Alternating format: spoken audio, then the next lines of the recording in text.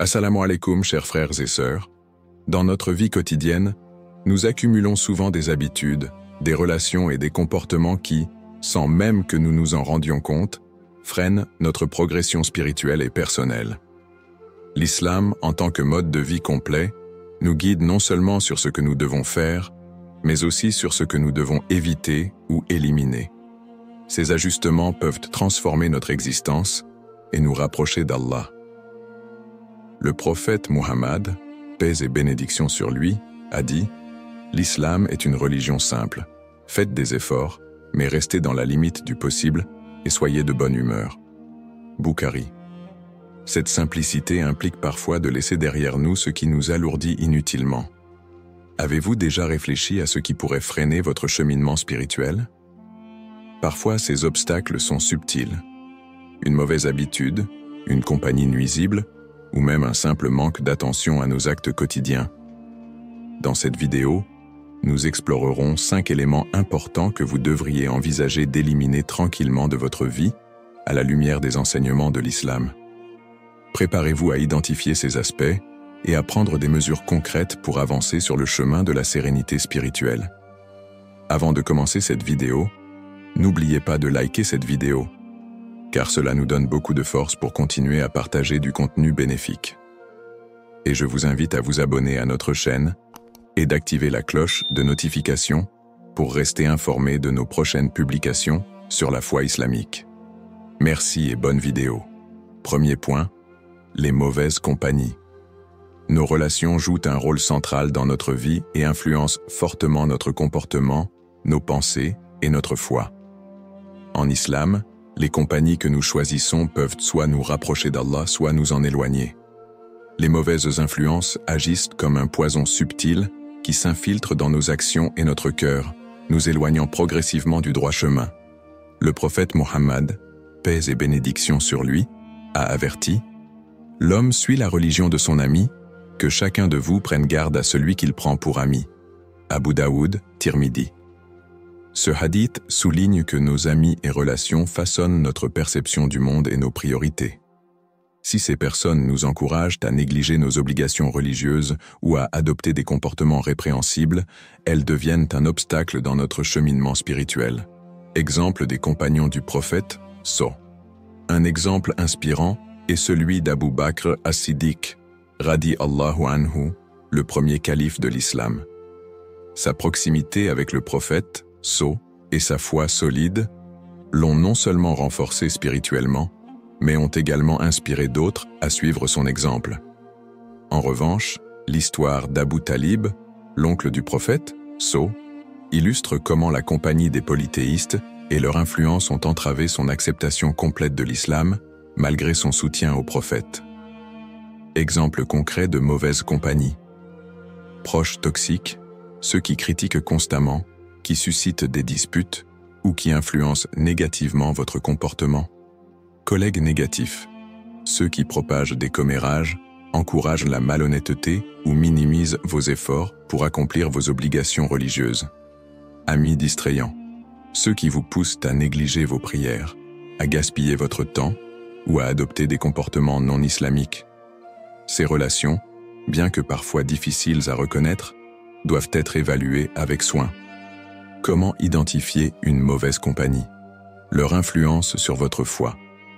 Est-ce qu'ils vous encouragent à être un meilleur musulman ou vous éloignent-ils de vos pratiques religieuses? Leur impact émotionnel.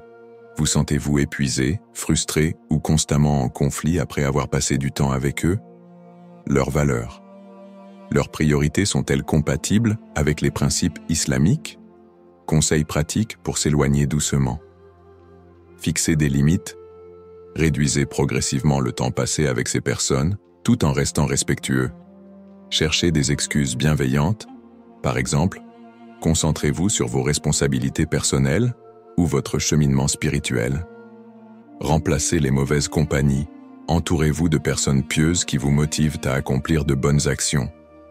Le prophète, Sao, a comparé un bon ami à un vendeur de musc. Même si tu ne reçois pas directement du musc, tu bénéficieras de son parfum. Bukhari, Muslim. Faire des invocations. Demandez à Allah de vous guider et de vous éloigner des influences néfastes. Ô Allah, guide-moi vers ceux qui m'aideront à me rapprocher de toi. En éliminant les mauvaises compagnies de notre vie, nous créons un espace pour des relations positives et enrichissantes. Celles-ci renforcent non seulement notre foi, mais nous aident également à rester alignés sur les valeurs islamiques. Prenez le temps de réfléchir à vos relations et faites les ajustements nécessaires pour votre bien-être spirituel. Deuxième point, les habitudes inutiles. Le temps est une bénédiction précieuse qu'Allah nous a donnée, mais il est souvent gaspillé dans des activités qui n'ont aucune valeur spirituelle ou pratique. Dans une société où les distractions sont omniprésentes, il est facile de tomber dans le piège des habitudes inutiles, telles que l'utilisation excessive des réseaux sociaux, les jeux vidéo prolongés ou les discussions futiles. Allah nous rappelle dans le Coran l'importance du temps. Par le temps, l'homme est certes en perdition, sauf ceux qui croient et accomplissent les bonnes œuvres. Coran 103, 1-3. Ce verset met en lumière la perte inévitable de ceux qui ne valorisent pas leur temps à travers la foi, les bonnes actions et la quête de la vérité.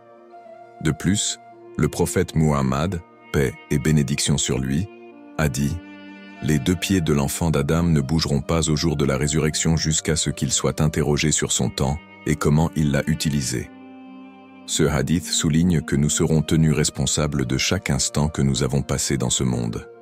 Exemple concret d'habitudes inutiles. Réseaux sociaux excessifs. Passer des heures à faire défiler les publications, à suivre des contenus non édifiants ou à s'engager dans des discussions inutiles. Jeux vidéo prolongés. S'investir dans des jeux au point de négliger ses prières, ses responsabilités ou son apprentissage. Discussions futiles. Participer à des commérages ou à des débats sans fin qui n'apportent aucun bénéfice. Séries et films en boucle. Regarder du contenu pendant des heures, sans modération, souvent au détriment des obligations religieuses. Ces activités, bien qu'elles puissent sembler inoffensives, deviennent problématiques lorsqu'elles prennent le dessus sur les actes essentiels de notre vie spirituelle et quotidienne. Conséquences des habitudes inutiles. Perte de temps précieux. Ces distractions nous empêchent de progresser dans notre foi et dans notre développement personnel. Négligence des obligations, les prières, le temps en famille et l'apprentissage religieux passent souvent au second plan. Impact sur la santé mentale et physique.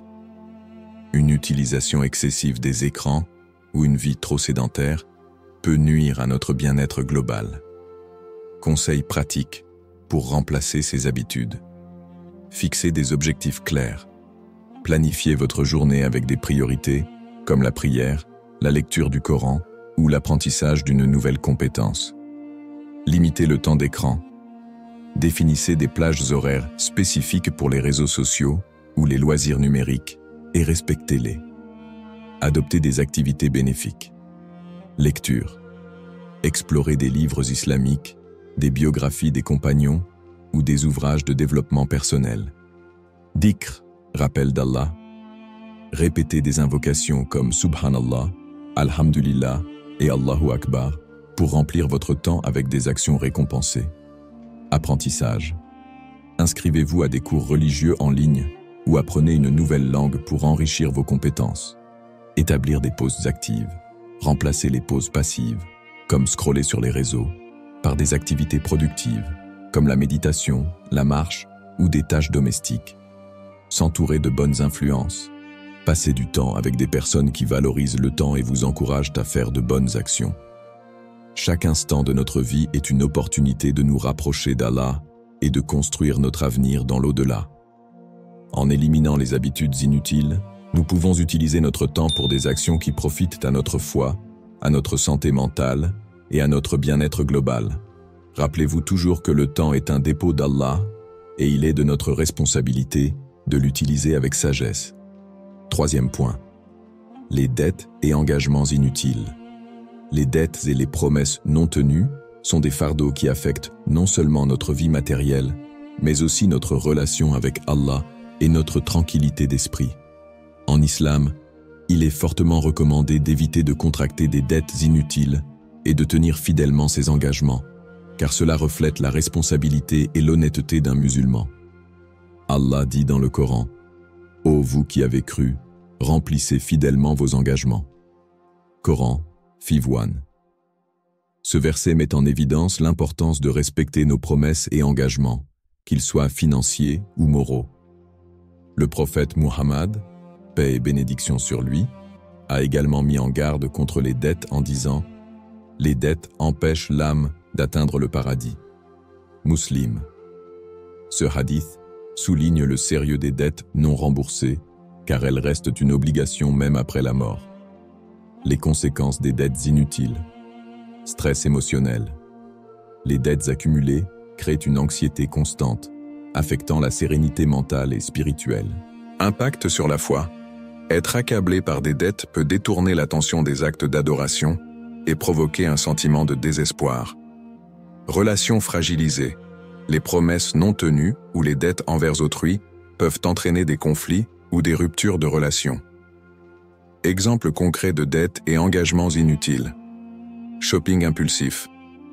Acheter des articles de luxe ou des gadgets inutiles à crédit, sans réelle nécessité. Prêts non essentiels. Emprunter pour des événements comme des mariages extravagants ou des fêtes coûteuses. Engagement non réfléchi. Faire des promesses sans évaluer sa capacité à les tenir, comme garantir un prêt ou s'engager dans des projets non prioritaires. Ces pratiques, bien que parfois socialement acceptées, deviennent rapidement un poids difficile à gérer. Conseils pratiques pour réduire les dettes et éviter de nouveaux engagements. Évaluez ses besoins réels. Avant tout achat ou engagement, demandez-vous si cela est vraiment nécessaire ou si cela peut attendre. Établir un budget. Planifiez vos dépenses mensuelles pour éviter les excès et économiser pour l'avenir. Priorisez le remboursement des dettes. Faites une liste de vos dettes et établissez un plan pour les rembourser progressivement. Commencez par les dettes les plus urgentes ou les plus élevées en termes d'intérêt. Adoptez une vie simple, inspirée par le prophète, Sadao. Adoptez un mode de vie modeste qui minimise les besoins matériels. Évitez les prêts inutiles. Ne contractez pas de dettes pour des choses secondaires ou pour suivre des normes sociales. Tenir ses promesses. Si vous faites une promesse ou prenez un engagement, assurez-vous d'avoir les moyens de le respecter. Faire des invocations pour l'aide d'Allah. Le prophète, Sallallahu, a enseigné une invocation puissante pour se libérer des dettes. Ô Allah, je cherche refuge auprès de toi contre l'anxiété et la tristesse, contre l'incapacité et la paresse, contre l'avarice et la lâcheté, contre le poids des dettes et la domination des hommes. Bukhari, Muslim. En éliminant les dettes inutiles et en respectant nos engagements, nous retrouvons une sérénité mentale et spirituelle. Cela nous permet de nous concentrer sur notre foi et nos obligations envers Allah. Adoptez une approche consciente de vos finances et engagements pour éviter de porter un fardeau inutile dans cette vie et dans l'au-delà. 4e point, les sources de colère et d'orgueil. La colère et l'orgueil sont deux émotions qui, si elles ne sont pas maîtrisées, peuvent entraîner des conséquences graves dans nos relations, notre foi et notre bien-être spirituel. L'islam accorde une grande importance au contrôle de ces traits pour maintenir une harmonie personnelle et sociale, ainsi qu'une proximité avec Allah. La colère en islam. Le prophète Muhammad, paix et bénédiction sur lui, a dit « Le fort n'est pas celui qui est bon lutteur, mais celui qui maîtrise sa colère. » Bukhari, Muslim. Ce hadith nous enseigne que la vraie force réside dans la maîtrise de soi et non dans la domination physique ou la violence. La colère, si elle n'est pas gérée, peut nous pousser à commettre des actes que nous regrettons par la suite. Elle détruit les relations, alimente les conflits et éloigne une personne de l'état de taqwa, conscience d'Allah. L'orgueil en islam. Allah dit dans le Coran « Ne détourne pas ton visage des gens par orgueil et ne marche pas sur terre avec arrogance. » Certes, Allah n'aime pas le présomptueux plein de glorioles. Coran 31:18. L'orgueil est un trait qui a causé la chute d'Iblis, Satan, lorsqu'il refusa de se prosterner devant Adam en déclarant qu'il était meilleur que lui. L'orgueil pousse une personne à mépriser les autres, à rejeter la vérité et à oublier sa dépendance totale envers Allah. Exemple concret de situation. Colère. Une dispute familiale où l'on perd son calme. Être critiqué au travail ou dans la vie sociale et réagir impulsivement. Se sentir frustré dans une situation d'embouteillage ou d'attente prolongée. Orgueil. Refuser des conseils sous prétexte de supériorité intellectuelle ou sociale. Mépriser quelqu'un en raison de son statut, de sa profession ou de son apparence. Montrer une arrogance subtile dans ses actions ou son discours. Conséquence de la colère et de l'orgueil. Sur les relations, ces traits détruisent la confiance et la compréhension entre les individus. Sur la foi, l'orgueil empêche de se soumettre pleinement à Allah, tandis que la colère pousse à des actes regrettables. Sur la santé mentale, une colère incontrôlée et un orgueil constant créent du stress et un sentiment d'insatisfaction. Conseils pratiques pour gérer la colère et cultiver l'humilité. Pour la colère, faire le dhikr, réciter A'udhu billahi minash shaitan irrajim, je cherche refuge auprès d'Allah contre Satan le maudit. Changez de posture. Si vous êtes debout, asseyez-vous. Si vous êtes assis, allongez-vous. Prendre de l'eau. Le prophète, Saw, a conseillé d'effectuer des ablutions pour calmer la colère. Prendre du recul. Éviter de répondre immédiatement dans une situation tendue. Pour l'orgueil, se rappeler de son origine. Nous sommes créés à partir d'argile et retournerons à la poussière. Faire des actes d'humilité. Aider les nécessiteux, accepter des tâches simples et traiter tout le monde avec respect. Reconnaître ses erreurs.